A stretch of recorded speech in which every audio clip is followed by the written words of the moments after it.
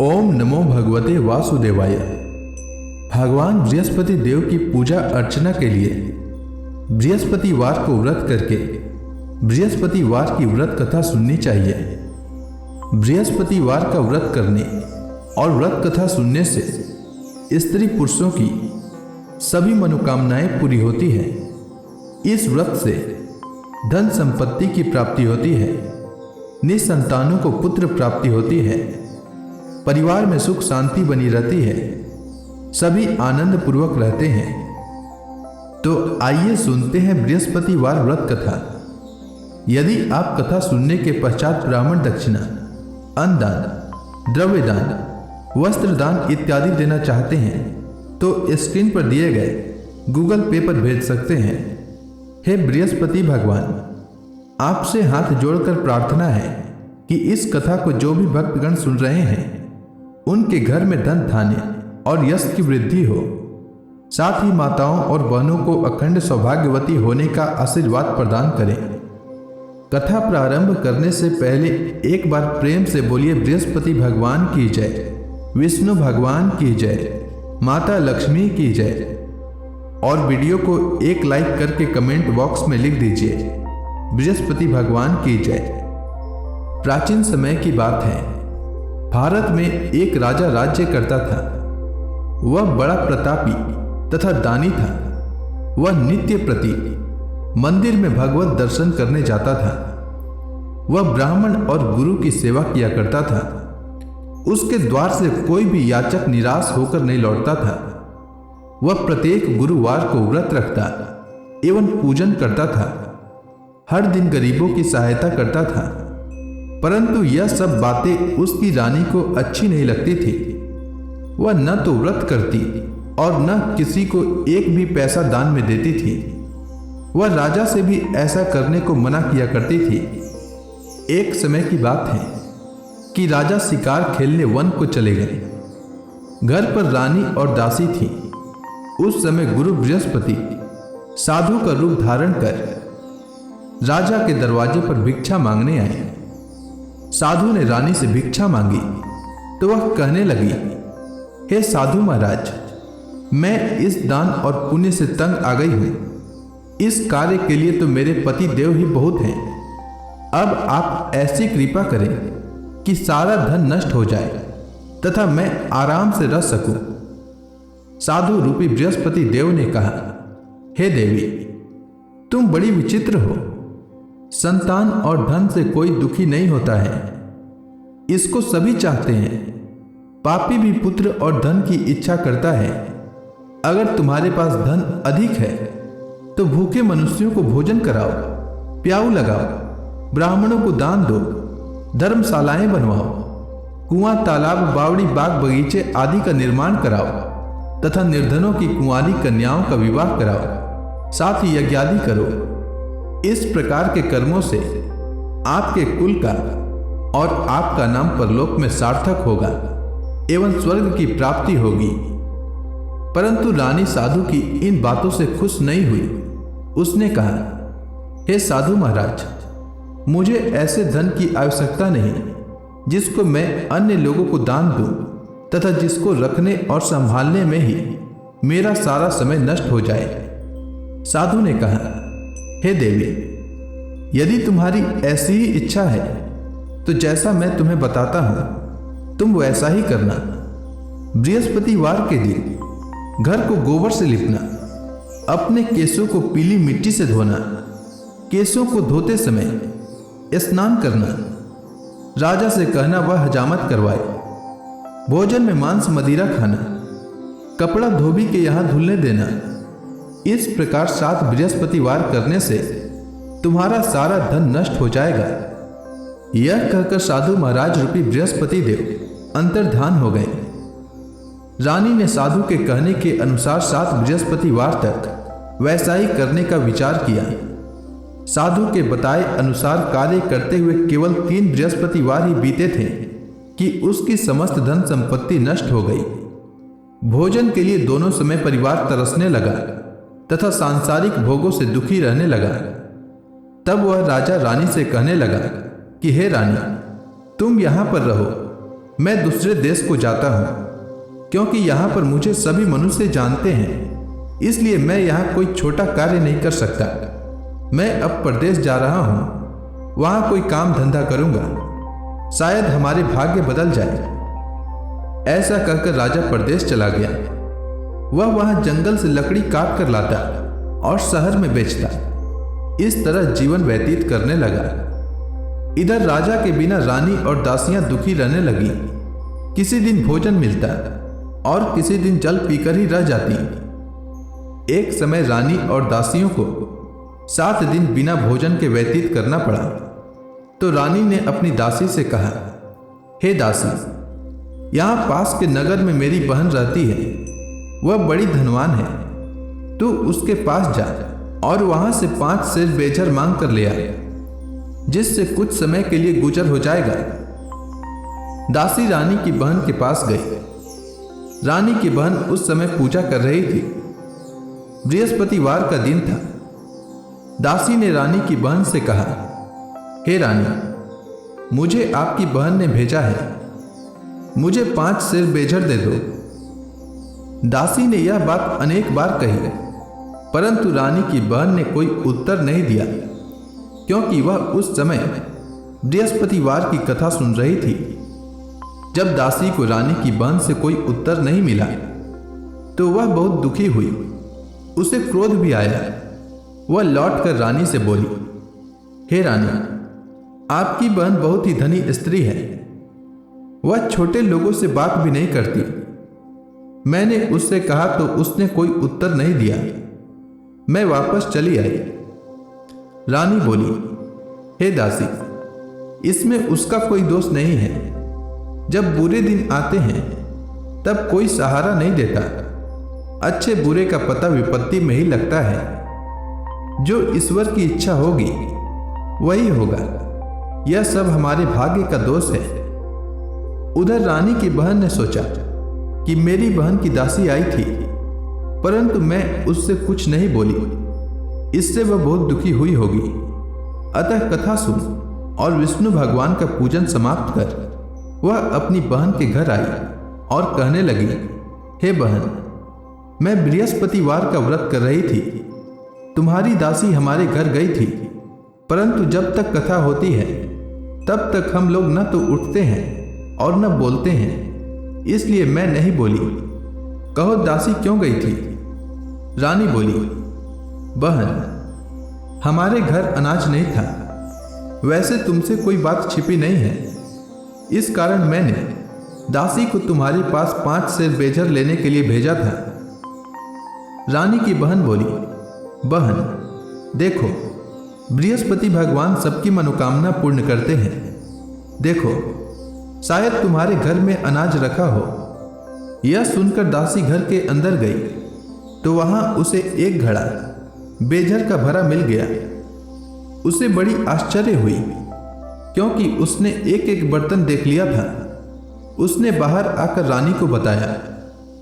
दासी अपनी रानी से कहने लगी, हे रानी, देखो, वैसे हमको जब अन्न नहीं मिलता तो हम रोज ही व्रत करते हैं। अगर इनसे व्रत की विधि और कथा पूछ ली जाए तो उसे हम भी किया करेंगे। दासी के कहने पर रानी ने अपनी बहन से बृहस्पतिवार व्रत के बारे में पूछा। उसकी बहन ने बताया, हे रानी बहन, बृहस्पतिवार को सूर्योदय से पूर्व उठकर स्नान करके बृहस्पतिवार का व्रत करना चाहिए, लेकिन उस दिन सिर नहीं धोना चाहिए। बृहस्पतिवार के व्रत में चने की दाल और मुनक्का से विष्णु भगवान का केले के वृक्ष की जड़ में पूजन करें तथा दीपक जलावें। उस दिन एक ही समय भोजन करें। भोजन पीले खाद्य पदार्थ का करें तथा कथा सुने। इस प्रकार करने से गुरु भगवान प्रसन्न होते हैं, अन्न पुत्र धन देते हैं, मनोकामना पूर्ण करते हैं। व्रत और पूजन की विधि बताकर रानी की बहन अपने घर लौट गई। रानी और दासी दोनों ने निश्चय किया कि बृहस्पति देव भगवान का पूजन अवश्य करेंगे। 7 दिन बाद जब बृहस्पतिवार आया तो उन्होंने व्रत रखा। घुड़साल में जाकर चना और गुड़ बीन लाई तथा उसकी डाल से केले की जड़ तथा विष्णु भगवान का पूजन किया। अब अन्न पीला कहाँ से लाई? दोनों बड़ी दुखी हुई, परंतु उन्होंने व्रत किया था, इस कारण बृहस्पति देव भगवान प्रसन्न थे। एक साधारण व्यक्ति के रूप में वे 2 थालों में सुंदर पीला भोजन लेकर आए और दासी को देकर बोले, हे दासी, यह भोजन तुम्हारे और रानी के लिए है, तुम दोनों करना। दासी भोजन पाकर बड़ी प्रसन्न हुई और रानी से बोली, रानी जी, भोजन कर लो। रानी को भोजन आने के बारे में कुछ पता नहीं था, इसलिए वह दासी से बोली, जा तू ही भोजन कर, क्योंकि तू हमारी व्यर्थ में हंसी उड़ाती है। दासी बोली, एक व्यक्ति भोजन दे गया है। रानी कहने लगी, वह भोजन तेरे लिए दे गया है, तू ही भोजन कर। दासी ने कहा, वह व्यक्ति हम दोनों के लिए 2 थालों में भोजन दे गया है, इसलिए मैं और आप दोनों ही साथ साथ भोजन करेंगे। दोनों ने गुरु भगवान को नमस्कार कर भोजन प्रारंभ किया। उसके बाद से वे प्रत्येक बृहस्पतिवार को गुरु भगवान का व्रत और पूजन करने लगी। बृहस्पति भगवान की कृपा से उनके पास धन हो गया, परंतु रानी फिर से पहले की तरह आलस्य करने लगी। तब दासी ने कहा, देखो रानी, तुम पहले भी इस प्रकार आलस्य करती थी, तुम्हें धन के रखने में कष्ट होता था, इस कारण सभी धन नष्ट हो गया था। अब गुरु भगवान की कृपा से धन मिला है, तो फिर तुम्हें आलस्य होता है। बड़ी मुसीबतों से हमने यह धन पाया है, इसलिए हमें दान पुण्य करना चाहिए। तुम भूखे मनुष्यों को भोजन कराओ, प्याऊ लगवाओ और ब्राह्मणों को दान दो, कुआं, तालाब, बावड़ी आदि का निर्माण करवाओ, मंदिर, पाठशाला बनवाकर दान दो, कुंवारी कन्याओं का विवाह करवाओ, धन को शुभ कार्यों में खर्च करो, जिससे तुम्हारे कुल का यश बढ़े तथा स्वर्ग प्राप्त हो और पितृ प्रसन्न हो। दासी की बात मानकर रानी ने इसी प्रकार के कर्म करने प्रारंभ किए, जिससे उसका काफी यश फैलने लगा। एक दिन रानी और दासी आपस में विचार करने लगी कि न जाने राजा किस दशा में होंगे, उनकी कोई खोज खबर नहीं है। गुरु भगवान से उन्होंने प्रार्थना की और भगवान ने रात्रि में राजा को स्वप्न में कहा, हे राजा, उठ, तेरी रानी तुझको याद करती है, अब अपने देश को लौट जा। राजा प्रातः काल उठकर जंगल से लकड़ियां काट कर लाने के लिए जंगल की ओर चल पड़ा। जंगल से गुजरते समय वह सोचने लगा, रानी की गलती से उसे कितने दुख भोगने पड़े। राजपाट छोड़कर उसे जंगल में आकर रहना पड़ा। जंगल से लकड़ियां काटकर उन्हें बेचकर गुजारा करना पड़ा। उसी समय उस जंगल में बृहस्पति देव एक साधु का रूप धारण करके आए और राजा के पास आकर बोले, हे लकड़हारे, तुम इस सुनसान जंगल में किस चिंता में बैठे हो, मुझे बतलाओ। यह सुनकर राजा के नेत्रों में जल भर आया और साधु की वंदना कर बोला, हे प्रभु, आप सब कुछ जानने वाले हैं। इतना कहकर राजा ने साधु को अपनी संपूर्ण कहानी सुना दी। महात्मा दयालु होते हैं। वे राजा से बोले, हे राजा, तुम्हारी पत्नी ने बृहस्पति देव के प्रति अपराध किया था, जिसके कारण तुम्हारी यह दशा हुई है। अब तुम किसी प्रकार की चिंता मत करो, भगवान तुम्हें पहले से अधिक धन देंगे। देखो, तुम्हारी पत्नी ने बृहस्पतिवार का व्रत करना प्रारंभ कर दिया है। अब तुम भी बृहस्पतिवार का व्रत करके चने की दाल व गुड़ जल के लोटे में डालकर केले का पूजन करो, फिर कथा कहो या सुनो, भगवान तुम्हारी सब मनोकामनाओं को पूर्ण करेंगे। साधु को प्रसन्न देखकर राजा बोला, हे प्रभु, मुझे लकड़ी बेचकर इतना पैसा भी नहीं बचता जिससे भोजन करने के उपरांत कुछ बचा सकूं। मैंने रात्रि में अपनी रानी को व्याकुल देखा है। मेरे पास कोई साधन नहीं जिससे समाचार जान सकूं। फिर मैं बृहस्पति देव की क्या कहानी कहूं? साधु ने कहा, हे राजा, तुम किसी बात की चिंता मत करो। बृहस्पतिवार के दिन तुम रोजाना की तरह लकड़ियां लेकर शहर में जाओ। तुम्हें रोज से दोगुना धन प्राप्त होगा। जिससे तुम भली भांति भोजन कर लोगे तथा बृहस्पति देव की पूजा का सामान भी आ जाएगा। बृहस्पति देव की कथा इस प्रकार है, तुम ध्यान पूर्वक सुनो। प्राचीन काल में एक बहुत ही निर्धन ब्राह्मण था। उसकी कोई संतान नहीं थी। वह नित्य पूजा पाठ करता, परंतु उसकी स्त्री बहुत मलिनता के साथ रहती थी। वह न स्नान करती और न किसी देवता का पूजन करती। प्रातः काल उठते ही सर्वप्रथम भोजन करती, बाद में कोई अन्य कार्य करती। ब्राह्मण देवता बहुत दुखी रहते थे। पत्नी को बहुत समझाते, किंतु उसका कोई परिणाम न निकलता। भगवान की कृपा से ब्राह्मण की स्त्री को कन्या उत्पन्न हुई। वह कन्या अपने पिता के घर में बड़ी होने लगी। वह बालिका प्रातः स्नान करके भगवान विष्णु का जप करती। वह बचपन से ही बृहस्पतिवार का व्रत भी करने लगी। पूजा पाठ समाप्त कर विद्यालय जाती तो अपनी मुट्ठी में जौ भर कर ले जाती और पाठशाला जाने के मार्ग में डालती जाती। वही जौ स्वर्ण के हो जाते तो लौटते समय उनको बीनकर घर ले आती। एक दिन वह बालिका सूप में उन सोने की जौ को फटक कर साफ कर रही थी। तभी उसकी मां ने देख लिया और कहा, हे बेटी, सोने की जौ को फटकने के लिए सोने का सूप होना चाहिए। दूसरे दिन गुरुवार था। इस कन्या ने व्रत रखा और बृहस्पति देव से प्रार्थना करके कहा, हे प्रभु, यदि मैंने सच्चे मन से आपकी पूजा की हो तो मुझे सोने का सूप दे दो। बृहस्पति देव ने उसकी प्रार्थना को स्वीकार कर ली। रोजाना की तरह वह कन्या जौ फैलाती हुई विद्यालय चली गई। विद्यालय से लौटकर जब वह जौ बीन रही थी तो बृहस्पति देव की कृपा से उसे सोने का सूप मिला।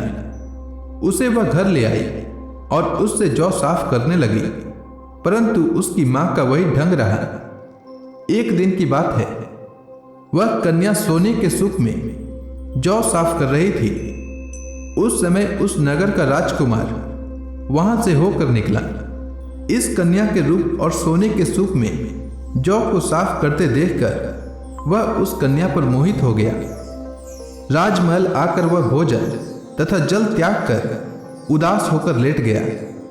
राजा को जब राजकुमार द्वारा अन्न जल त्यागने का समाचार ज्ञात हुआ तो अपने मंत्रियों के साथ वह अपने पुत्र के पास गए और बोले, हे पुत्र, तुम्हें किस बात का कष्ट है?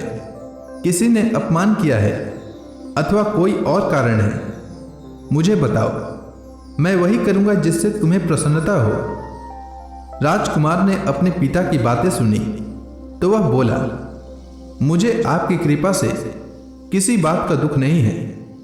किसी ने मेरा अपमान भी नहीं किया है, परंतु मैं उस लड़की के साथ विवाह करना चाहता हूं जो सोने के सूप में जौ साफ कर रही थी। यह सुनकर राजा आश्चर्य में पड़ गया और बोला, हे पुत्र, इस तरह की कन्या का पता तुम ही लगाओ। मैं उसके साथ तुम्हारा विवाह अवश्य ही करवा दूंगा। राजकुमार ने राजा को उस लड़की के घर का पता बतलाया। मंत्री उस लड़की के घर गया और राजा का आदेश ब्राह्मण को सुनाया। कुछ ही दिन बाद ब्राह्मण की कन्या का विवाह राजकुमार के साथ संपन्न हो गया। कन्या के घर से जाते ही उस ब्राह्मण देवता के घर में पहले की ही भांति गरीबी का वास हो गया। अब भोजन के लिए भी अन्न बड़ी मुश्किल से मिलता था। एक दिन दुखी होकर ब्राह्मण अपनी पुत्री से मिलने गया। बेटी ने पिता के दुख की अवस्था को देखा और अपनी मां का समाचार पूछा। ब्राह्मण ने सभी हाल कहा। कन्या ने बहुत सा धन देकर अपने पिता को विदा कर दिया। इस तरह ब्राह्मण का कुछ समय सुखपूर्वक व्यतीत हुआ, लेकिन कुछ दिन बाद फिर वही हाल हो गया। ब्राह्मण फिर अपनी कन्या के यहां गया और सभी हाल कहा तो पुत्री बोली, हे पिताजी, आप माता जी को यहाँ लिवा लाओ। मैं उन्हें वह विधि बता दूंगी जिससे गरीबी दूर हो जाए। ब्राह्मण देवता अपनी स्त्री को साथ लेकर अपनी पुत्री के पास राजमहल पहुंचे तो पुत्री अपनी माता को समझाने लगी, हे माँ, तुम प्रातःकाल उठकर प्रथम स्नान आदि करके विष्णु भगवान का पूजन करो तो सब दरिद्रता दूर हो जाएगी। परंतु उसकी मां ने उसकी एक बात नहीं मानी। वह प्रातःकाल उठकर अपनी पुत्री का बचा जूठन खा लेती थी। एक दिन उसकी पुत्री को बहुत क्रोध आया। उसने एक रात एक कोठरी से सारा सामान निकाल दिया और अपनी मां को उसमें बंद कर दिया।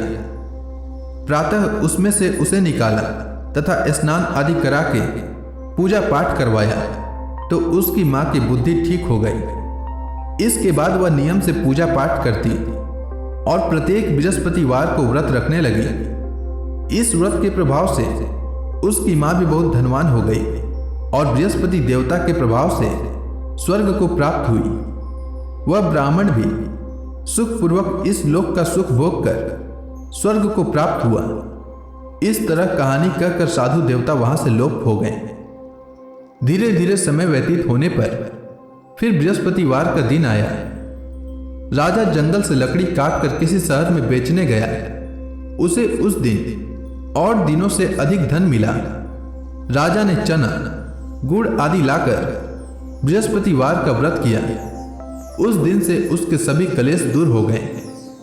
परंतु जब अगला गुरुवार का दिन आया तो वह बृहस्पतिवार का व्रत करना भूल गया। इस कारण बृहस्पति भगवान नाराज हो गए। उस दिन उस नगर के राजा ने विशाल यज्ञ का आयोजन किया तथा अपने समस्त राज्य में घोषणा करवा दी कि कोई भी मनुष्य अपने घर में भोजन न बनाए तथा आग भी न जलाए। समस्त लोग मेरे यहाँ भोजन करने आवे। इस आज्ञा को जो न मानेगा उसको फांसी की सजा दी जाएगी। राजा की आज्ञानुसार राज्य के सभी वासी राजा के भोज में सम्मिलित हुए, लेकिन लकड़हारा कुछ देर से पहुंचा, इसलिए राजा उसको अपने साथ महल में ले गए। जब राजा लकड़हारे को भोजन करा रहे थे तो रानी की दृष्टि उस खूंटी पर पड़ी जिस पर उसका हार लटका हुआ था। उसे हार खूंटी पर लटका दिखाई नहीं दिया। रानी को निश्चय हो गया कि मेरा हार इसी लकड़हारे ने चुरा लिया है। उसी समय सैनिक बुलवाकर उसको जेल में डलवा दिया। जब लकड़हारा जेल खाने में गया तो बहुत दुखी होकर विचार करने लगा कि न जाने कौन से पूर्व जन्म के कर्म से मुझे यह दुख प्राप्त हुआ है, और उसी साधु को याद करने लगा जो जंगल में मिला था। तत्काल बृहस्पति देव साधु के रूप में प्रकट हो गए और उसकी दशा को देखकर कहने लगे, अरे मूर्ख, तूने बृहस्पति देवता की कथा नहीं कही, इसी कारण तुझे दुख प्राप्त हुआ है। अब चिंता मत कर। बृहस्पतिवार के दिन जेल खाने के दरवाजे पर 4 पैसे पड़े मिलेंगे। उनसे तू बृहस्पति देव की पूजा करना तो तेरे सभी कष्ट दूर हो जाएंगे। अगले बृहस्पतिवार को उसे जेल के द्वार पर 4 पैसे मिले। राजा ने पूजा का सामान मंगवाकर कथा कही और प्रसाद बांटा। उसी रात्रि को बृहस्पति देव ने उस नगर के राजा को स्वप्न में कहा, हे राजा, तूने जिस आदमी को जेल खाने में बंद कर दिया है वह निर्दोष है, वह राजा है, उसे छोड़ देना। रानी का हार उसी खूंटी पर लटका हुआ है। अगर तू ऐसा नहीं करेगा तो मैं तेरे राज्य को नष्ट कर दूंगा। राजा प्रातःकाल उठा और खूंटी पर हार टंगा देखकर लकड़हारे को बुलाकर क्षमा मांगी और राजा के योग्य सुंदर वस्त्र आभूषण भेंट कर उसे विदा किया। गुरुदेव की आज्ञानुसार राजा अपने नगर को चल दिया। राजा जब नगर के निकट पहुंचा तो उसे बड़ा आश्चर्य हुआ। नगर में पहले से अधिक बाग, तालाब और कुएं तथा बहुत सी धर्मशालाएं, मंदिर आदि बने हुए थे। राजा ने पूछा कि यह किसका बाग और धर्मशाला है। तब नगर के सब लोग कहने लगे कि यह सब रानी और दासी द्वारा बनाए गए हैं। राजा को आश्चर्य हुआ और क्रोध भी आया। जब रानी को पता चला कि राजा आ रहे हैं तो उसने अपनी दासी से कहा, हे दासी, देख, राजा हमको कितनी बुरी हालत में छोड़ गए थे। वह हमारी ऐसी हालत देखकर लौट न जाएं, इसलिए तू दरवाजे पर खड़ी हो जा। रानी की आज्ञानुसार दासी दरवाजे पर खड़ी हो गई। जब राजा आए तो उन्हें अपने साथ महल में लिवा लाई। तब राजा ने क्रोध करके अपनी तलवार निकाली और पूछने लगा, बताओ यह धन तुम्हें कैसे प्राप्त हुआ है? तब रानी ने बताया, हमें यह सब धन बृहस्पति देव के व्रत के प्रभाव से प्राप्त हुआ है। राजा ने तब निश्चय किया कि 7 रोज बाद तो सभी बृहस्पति देव का पूजन करते हैं, परंतु मैं रोजाना दिन में 3 बार कथा कहा करूंगा तथा रोज व्रत किया करूंगा। अब हर समय राजा के दुपट्टे में चने की दाल बंधी रहती तथा दिन में 3 बार कथा कहता। एक रोज राजा ने विचार किया कि चलो अपनी बहन के यहां हो आवे। इस तरह का निश्चय कर राजा घोड़े पर सवार हो अपनी बहन के यहां चल दिया। मार्ग में उसने देखा कि कुछ आदमी एक मुर्दे को लिए जा रहे हैं। उन्हें रोककर राजा कहने लगा, अरे भाइयों, मेरी बृहस्पतिवार की कथा सुन लो। वे बोले, लो, हमारा तो आदमी मर गया है, इसको अपनी कथा की पड़ी है। परंतु कुछ आदमी बोले, अच्छा कहो, हम तुम्हारी कथा भी सुनेंगे। राजा ने दाल निकाली और कथा कहनी शुरू कर दी। जब कथा आधी हुई तो मुर्दा हिलने लगा और जब कथा समाप्त हुई तो राम राम करते हुए वह मुर्दा खड़ा हो गया। राजा आगे बढ़ा। उसे चलते चलते शाम हो गई। आगे मार्ग में उसे एक किसान खेत में हल चलाता मिला।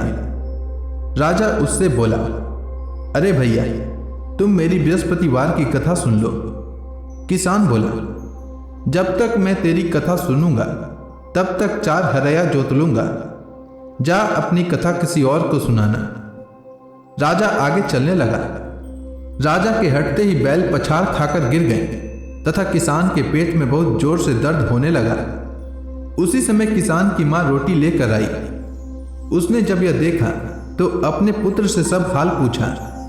बेटे ने सभी हाल बता दिया। बुढ़िया दौड़ी दौड़ी उस घुड़सवार के पास गई और उससे बोली, मैं तेरी कथा सुनूंगी, तू अपनी कथा मेरे खेत पर चलकर कहना। राजा ने लौटकर बुढ़िया के खेत पर जाकर कथा कही, जिसके सुनते ही बैल खड़े हो गए तथा किसान के पेट का दर्द भी बंद हो गया। राजा अपनी बहन के घर पहुंच गया। बहन ने भाई की खूब मेहमानी की। दूसरे रोज प्रातःकाल राजा जगा तो वह देखने लगा कि सब लोग भोजन कर रहे हैं। राजा ने अपनी बहन से जब पूछा कि ऐसा कोई मनुष्य है जिसने भोजन नहीं किया हो जो मेरी बृहस्पतिवार की कथा सुन ले, तो बहन बोली, हे भैया, यह देश ऐसा ही है। पहले यहाँ के लोग भोजन करते हैं, बाद में अन्य काम करते हैं। अगर पड़ोस में कोई हो तो देख आती हूँ। ऐसा कहकर बहन देखने चली, परंतु उसे कोई भी ऐसा व्यक्ति नहीं मिला जिसने भोजन न किया हो। वह एक कुम्हार के घर गई जिसका लड़का बीमार था। उसे पता चला कि उसके यहाँ 3 दिन से किसी ने भोजन नहीं किया है। रानी ने अपने भाई की कथा सुनने के लिए कुम्हार से कहा। वह तैयार हो गया। राजा ने जाकर बृहस्पतिवार की कथा कही, जिसको सुनकर उसका लड़का ठीक हो गया। अब तो राजा की प्रशंसा होने लगी। एक दिन राजा ने अपनी बहन से कहा, हे बहन, मैं अपने घर जाऊंगा, तुम भी तैयार हो जाओ। राजा की बहन ने अपनी सास से अपने भाई के साथ जाने की आज्ञा मांगी। सास बोली, चली जा, परंतु अपने लड़कों को मत ले जाना, क्योंकि तेरे भाई को कोई संतान नहीं होती है। बहन ने अपने भाई से कहा, हे भैया, मैं तो चलूंगी, परंतु कोई बालक नहीं जाएगा। राजा ने कहा, जब कोई बालक नहीं चलेगा तब तुम जाकर ही क्या करोगी? दुखी मन से राजा अपने नगर को लौट आया। राजा ने अपनी रानी से कहा, हम निसंतान हैं, इसीलिए कोई हमारे घर आना पसंद नहीं करता। इतना कह वह बिना भोजन आदि किए शैया पर लेट गया। रानी बोली, हे प्रभु, बृहस्पति देव ने हमें सब कुछ दिया है, वे हमें संतान भी अवश्य देंगे। उसी रात बृहस्पति देव ने राजा को स्वप्न में कहा, हे राजा, उठ, सभी सोच त्याग दे, तेरी रानी गर्भवती है। राजा को यह जानकर बड़ी खुशी हुई। 9वें महीने रानी के गर्भ से एक सुंदर पुत्र उत्पन्न हुआ। जब राजा की बहन ने यह शुभ समाचार सुना तो वह बहुत खुश हुई तथा बधाई लेकर अपने भाई के यहाँ आई। तभी रानी ने कहा, घोड़ा चढ़कर नहीं आई, गधा चढ़ी आई। राजा की बहन बोली, भाई मैं इस प्रकार न कहती तो तुम्हें संतान कैसे मिलती। बृहस्पति देव ऐसे ही हैं, जिसके मन में जो कामनाएं रहती है सभी को पूर्ण करते हैं। जो सद्भावना पूर्वक बृहस्पतिवार का व्रत कथा करता है एवं पढ़ता है अथवा सुनता है और दूसरों को सुनाता है, बृहस्पति देव उसकी सभी मनोकामना पूर्ण करते हैं। बृहस्पति देव उसकी सदैव रक्षा करते हैं। जो संसार में सद्भावना व सच्चे हृदय से बृहस्पति देव का पूजन करते हैं, उनकी सभी मनोकामनाएं उसी प्रकार पूर्ण होती है जैसे रानी और राजा ने बृहस्पति देव की कथा का गुणगान किया। उनकी सभी इच्छाएं बृहस्पति देव ने पूर्ण की। मनुष्य को हृदय से उनका मनन करते हुए जयकारा करना चाहिए। तो प्रेम से बोलिए, बृहस्पति भगवान की जय, विष्णु भगवान की जय, माता लक्ष्मी की जय। अब आप सभी भक्तगण हाथ जोड़कर भगवान विष्णु का ध्यान करें। आरती होने वाली है। ओम जय जगदीश हरे, स्वामी जय जगदीश हरे। भक्त जनों के संकट, भक्त जनों के संकट क्षण में दूर करे। ओम जय जगदीश हरे। जो ध्यावे फल पावे, दुख बिन से मन का, सुख संपत्ति घर आवे, कष्ट मिटे तन का। ओम जय जगदीश हरे। मात पिता तुम मेरे, शरण गहूँ मैं किसकी, प्रभु शरण गहूँ मैं किसकी। तुम बिन और न दूजा, तुम बिन और न दूजा, आस करूं मैं किसकी। ओम जय जगदीश हरे। तुम पूरन परमात्मा, तुम अंतर्यामी, प्रभु तुम अंतर्यामी। पार ब्रह्म परमेश्वर, तुम सबके स्वामी। ओम जय जगदीश हरे। तुम करुणा के सागर, तुम पालन करता, प्रभु तुम पालन करता। मैं मूरख खल कामी, मैं मूरख खल कामी, कृपा करो भरता। ओम जय जगदीश हरे। तुम हो एक अगोचर, सबके प्राणपति, प्रभु सबके प्राणपति। किस विधि मिलूं दया मैं, किस विधि मिलूं दया मैं, तुमको मैं कुमति। ओम जय जगदीश हरे। दीन बंधु दुख हरता, तुम रक्षक मेरे, प्रभु तुम रक्षक मेरे। अपने हाथ उठाओ, अपने हाथ उठाओ, द्वार पड़ा तेरे। ओम जय जगदीश हरे। विषय विकार मिटाओ, पाप हरो देवा, प्रभु पाप हरो देवा। श्रद्धा भक्ति बढ़ाओ, सनातन की सेवा। ओम जय जगदीश हरे। तन मन धन सब तेरा, स्वामी सब कुछ है तेरा, स्वामी सब कुछ है तेरा। तेरा तुझको